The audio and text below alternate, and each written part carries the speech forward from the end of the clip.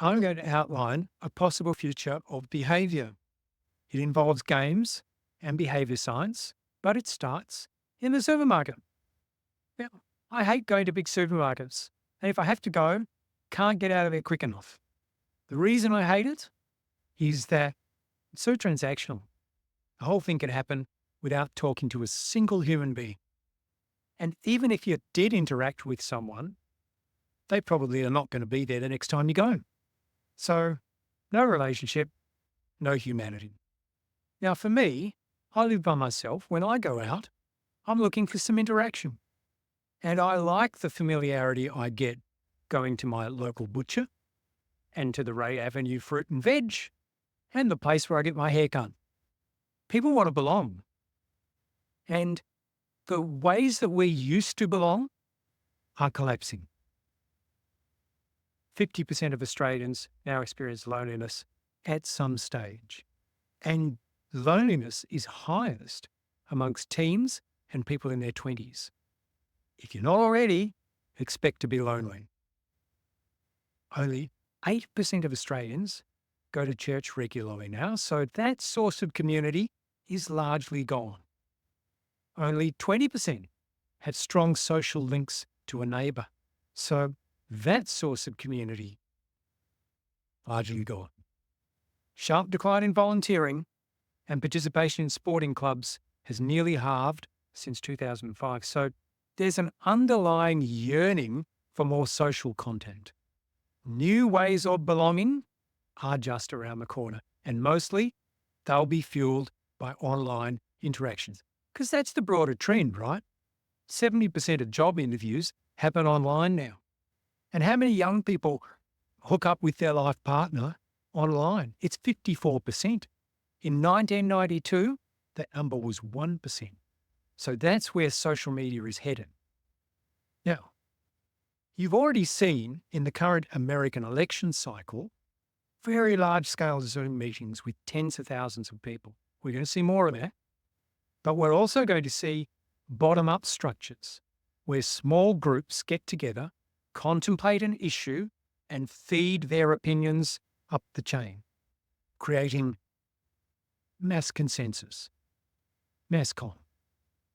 Essentially, we're going to see voting and brainstorming software built into the conferencing platforms, and maybe they'll be mediated by AI avatars. One more thing. These get-togethers are the killer application for virtual reality.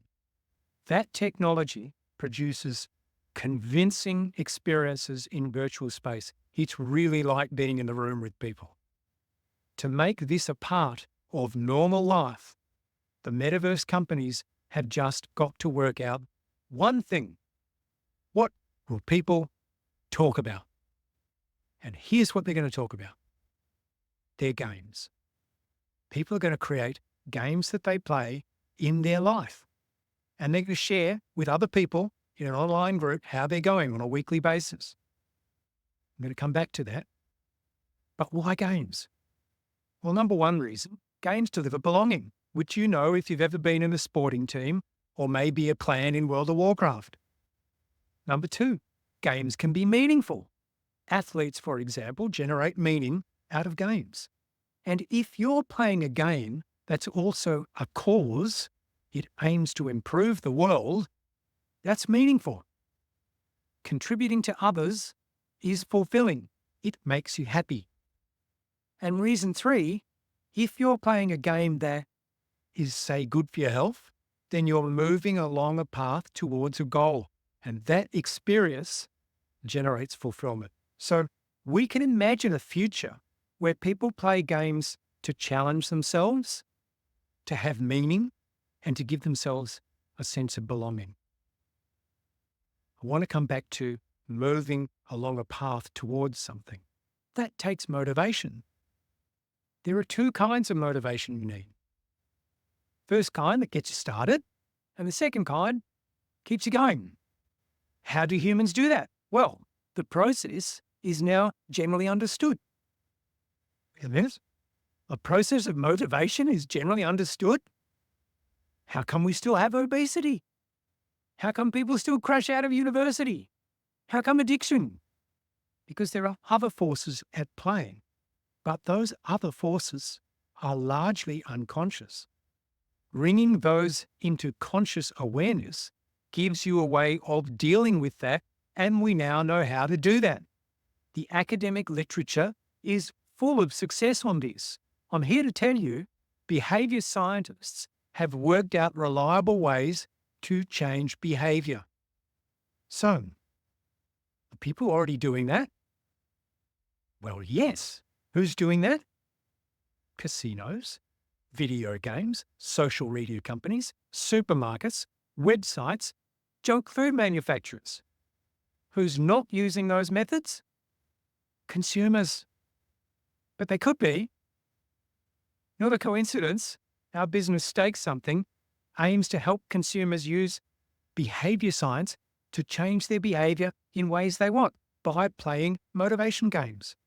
So I hope you'll help us prove that that works to the rest of the planet. Now, of course, it's confronting to take on changing your own behaviour because, oh no, what if you fail? People are really sensitive to failure, but I think the solution to that is gamification. Why? Because people give up if they fail, but they don't stop playing tennis if they lose a game of tennis. So let's return to what those games might look like. A game has two essential parts. A weekly action that's measurable. You got to know whether you actually did it or not. And a reporting agreement. For example, I'll SMS my result on a Sunday and I'll show up to a video call on a Monday. That's a reporting agreement. And a game has 4 optional characteristics: a consequence, a reward, a deadline, and maybe a connection to another group. They're all optional. You can play a game yourself, or you can play a game in a team.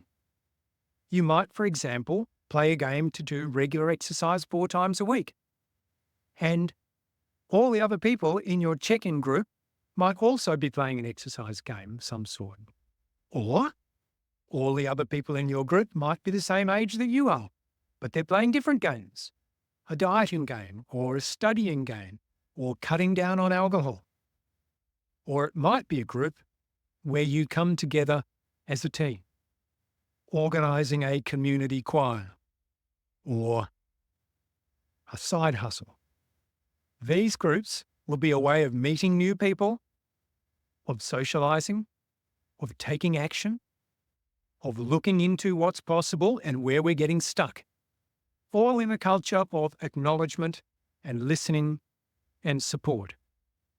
So, there's one possible future of behaviour: a gamified conversation for action that helps people get shit done, making behaviour change less confronting and introducing a new model of bottom-up collaboration. If you want to be part of that adventure, then sign up to play a motivation game at Stake Something.